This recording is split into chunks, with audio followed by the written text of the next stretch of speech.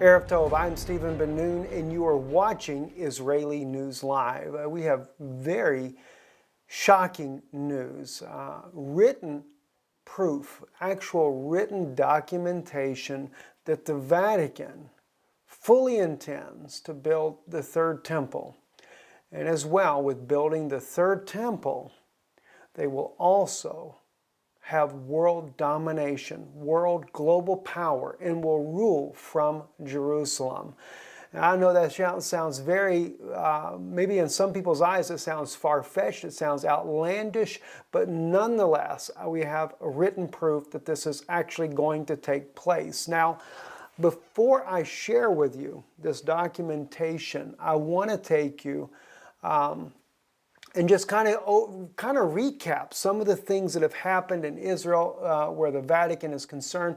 And first, keep in mind, the Vatican has refused to acknowledge Israel's right of existence as far as a sovereign state and a people there. They still have not come out quite out and fully acknowledged this. They're very heavily involved with the Palestinians in order for the Palestinians to be a state. They've been heavily involved in the negotiations for a two-state solution, even hosting at the Vatican a memorial service, planting in their garden there the two olive trees there in Rome by former President Shimon Peres, as well as Mahmoud Abbas, the president of the Palestinian organization that is there. And even as far back, Shimon Peres, of course, has played a major role in this. Back in 1993 in the Oslo Accords, he was doing secret meetings with the Vatican. And of course, coming out of that in 1994, declarations were signed. A diplomatic relationship was started by Israel and the Vatican. Of course, in Israel's documents, they call them the Holy See. I wouldn't call them the Holy See, period. But nonetheless, let me just share with you some of this document that's published on Israel Ministry of Foreign Affairs.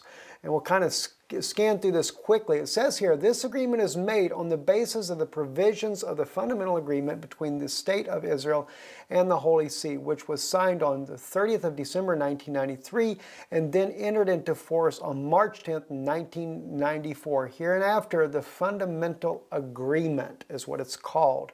Okay, recalling that the Holy See is the sovereign authority of the Catholic Church, the State of Israel agrees to assure full, effective in Israeli law to legal personality of the Catholic Church itself. Okay, Article 3, the State of Israel agrees to assure full effect in Israeli law in accordance with the provisions of this agreement to the legal personality of the following: these Eastern Catholic patriarchates, the Greek Mikite Catholic, the Syrian Catholic, the Moronite, the Chaldean, the Armenian Catholic, hereinafter the Eastern Catholic patriarchates. You know, so they're covering everything that they possibly can. It says the Latin Patriarchate of Jerusalem, EST, the Latin Patriarch Diocese of Jerusalem. The present Diocese of the Eastern Catholic Patriarchates, the new diocese, Holy in Israel, Eastern Catholic or Latin, as may exist from time to time. So Israel is giving them broad laws, broad acceptance, and of course, in many of these things here, a lot of laws can change at time from time. It says also, for the avoidance of doubt, it is stated that the question of assuring full effect in Israel law to the legal personality of any new cross-border diocese is left open. As that's what I said, they leave wide open to make changes even. For the purpose of this agreement, a parish is integral part of the respective diocese and without affecting its status under the canon law will not acquire a separate legal personality under the Israeli law. A diocese may, subject to the canon law, authorize itself parishes to act on its behalf in such matters and under such terms as it may determine. In this agreement, diocese includes its synonyms or equivalents. The state of Israel in Article 4, Israel agrees to assure full effect in the Israeli law in accordance with the provisions of this agreement to the legal personality of the custody of the Holy Land. What? To the legal personality of the custody of the Holy Land. Now, is this saying that in Article 4 they actually have it? I mean, now, it seems a little vague in there. Notice what this says. The state of Israel agrees to assure full effect in Israeli law in accordance with the provisions of this agreement to the legal personality of the custody of the Holy Land. Now, this isn't what I'm talking about as far as the documentation. No, it's not the written documentation I'm talking about as yet as far as the third temple. But that in itself is pretty powerful. This is why you saw in regards to David's tomb and the site of the Last Supper above the top of that, that the Catholic Church was given all of that. No referendum, no voting, the rabbi was not allowed to make any statement in regarding that. They were just told to shut up. And they brought in special forces to enforce that they could have communion service, not just upstairs in the Last Supper room where the Pope actually had it at, but they even throw the worshipers out of King David's tomb, which I say worshipers, they're there praying. That's a place they believe in, praying where people have passed away. I'm not for that, but that's what they believe in. And they throw them out of there and they sit there and do a communion service in there. This is why this article includes several different branches of the Catholic Church. Not just Roman Catholic. They're all up underneath the pontiff. They're all up underneath the Pope of Rome. They throw them out. They do the communion inside of there because they wanted to show the Jews that we own all of it. They took Mount Zion. Anyway, so you can read this for yourself. This is actually on www.mfa.gov.il. This is Israel's Ministry of Foreign Affairs. It's a very long article. I'll read you another section here in Article 8. For the avoidance of doubt, nothing in this agreement shall be construed as supporting an argument that in any of the legal persons to which the agreement applies had not been a legal person prior to this agreement. If party makes a claim that such a legal person had not been in legal person in Israeli law prior to this agreement, that party shall bear the burden of proof. See, Article 9. Should a question with regard to the canon law arise in any of the matter before a court or forum other than in a forum of the Catholic Church, it shall be regarded as a question of fact. This is amazing. Amazing without a doubt.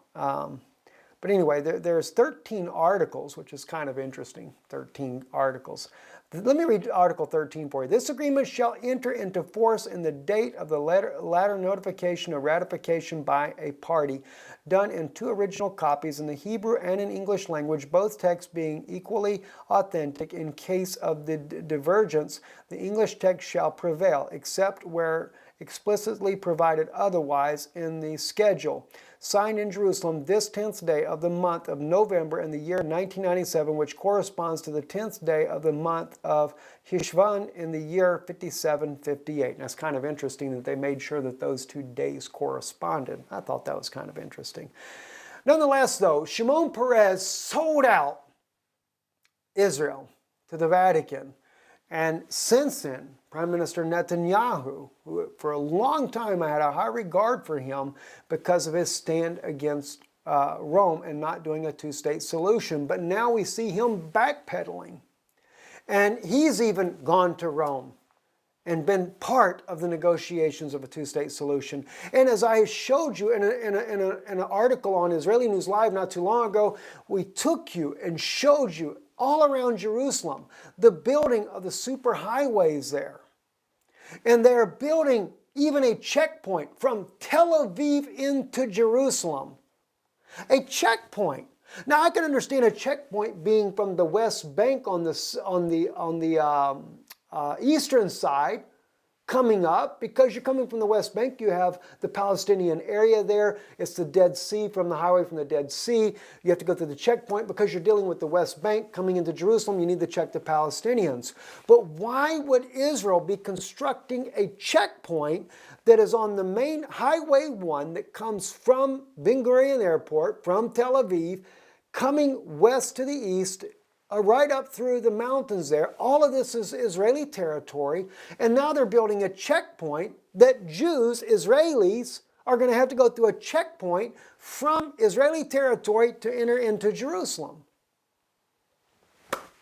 Why? If they're not planning on internationalizing this city. If they're not planning on taking this city for themselves. Now, I told you I had written documentation. And this comes from the very book I've shared with you before, Morals and Dogma, the Ancient and Accepted Rite. As I said, there's no ISBN number. You'll see on your screen here, page 816. I didn't photograph page 815 because I'm only reading one sentence off there as it begins there. But it says here on page 815, the avowed object of the Templars, that's the Knight of Templars, was to protect the Christians who came to visit the holy places. Now we're already on page 816. You should be able to see this on your screen now. Their secret object was the rebuilding of the Temple of Solomon on the model prophesied by Ezekiel. This rebuilding, formerly predicted by the Judaizing mystics of earlier ages, had become the secret dream of the patriarchs of the Orient. The Temple of Solomon, rebuilt and consecrated to the Catholic worship, would become, in effect, the metropolis of the universe. The East would prevail over the West, and the patriarchs of Constantinople would possess themselves of the papal power. Close quote of the book. Did you hear what they said? I'm just going to highlight it again. Won't post it back on the screen, but I want to highlight this again for you. The avowed object of the Templars, the Knight of Templars, was to protect the Christians who come to visit the holy places. Now, this is one of the things that the Vatican is wanting to do, is they're wanting to bring this about. And Shimon Peres, when he was making the agreement, said that they would bring the United Nations in, they would internationalize Jerusalem so that all nations and all religions can come and worship under protection. That's what the Knights of Templars were to do. The Christians who came to visit the holy places. This secret object was the rebuilding of the Temple of Solomon on the model prophesied by Ezekiel. See, so it's supposed to be a secret rebuilding. This wasn't supposed to be let out that the Vatican is a part of this. Not just the Templars, the Knights of Templars, the Masons, they're all the same thing. The Jesuits, that's why you have a Jesuit Pope now. This rebuilding formerly predicted by Judaizing mystics. Now, my Jewish brothers, they just call you a bunch of Judaizing mystics. Isn't that interesting? You're just a bunch of Judaizing mystics in their eyes. And Prime Minister Netanyahu, you would make a deal with Rome when they call you just a bunch of Judaizing mystics? Do you not know what they think of you? Of the earlier ages had become the secret dream of the patriarchs of the Orient. The Temple of Solomon, rebuilt and consecrated to what? To the Catholic worship, would become, in effect, the metropolis of the universe. I told you they're wanting to internationalize the city of Jerusalem. That's exactly what they said they would do. And they're going to do it for what? For Catholic worship. They're building a third temple for Catholic worship. It's not for the Jews. It's for Catholic worship. And notice what it says at the end. And the East would prevail over the West. Well, the United States, and we see all the evangelicals, they would be conquered. The East will prevail over the West. The Eastern Christian Church will prevail over the West that kind of got away from Christianity the way that they shouldn't have left Mother Rome. So they're going to prevail over the West, and the patriarchs of Constantinople, Constantine and the group that started the Vatican in 325, along with his Mithras priest that were not Christians. They just adopted some Christianity in there a little bit because why? Constantine wanted to unite church and state to have more power. And then they went and killed all the true Christians off. That's what the Crusades were all about. It wasn't so much to hunt down the Jews, it was hunt down the Jewish Christians that were true believers that kept Sabbath, kept the 10 Commandments the way God intended them to be kept. Anyway, the Constantinople would possess themselves of the papal power. This is how papal reign, this is how Pope Francis truly intends to reign, is from Jerusalem. Through Catholic worship, through the Third Temple, Solomon's Temple being rebuilt. And you don't think they're going to do it? You can believe they're going to do it. It's only a matter of time. And my Jewish brethren, you're being duped. They called you Judaizing mystics. You know, God will bring our temple to us out of heaven, not from the Pope of Rome. And this is what's interesting. Even on and I've been there myself. I've seen it for myself. I needed to see this for myself. The Ark of Titus, as it's called, right there in Rome, not far from the Vatican, where Titus, when they came back with the temple treasures, the menorah pictured on there and several other artifacts that were brought back to Rome. Now, I know the Vatican was not, quote unquote, a church at that point as of yet. No, I understand that. But Constantine, they hid those artifacts. And of course, when the Catholic Church was first formed, that's who took over these artifacts. And the Catholic Church is proud of this symbol. They state clearly that the menorah coming to Rome was showing that the light of Israel was being passed now to them. Replacement theology. Replacement theologists are going to come to Israel and they're going to build a third temple. They're going to provide the funds. They've already said they would provide the funds for doing it. And they're going to build it for universal worship in a universal city for a papal Catholic worship and papal reign. That's what's coming. That is breaking news. I'm Stephen Ben-Nun with Israeli News Live. Shalom.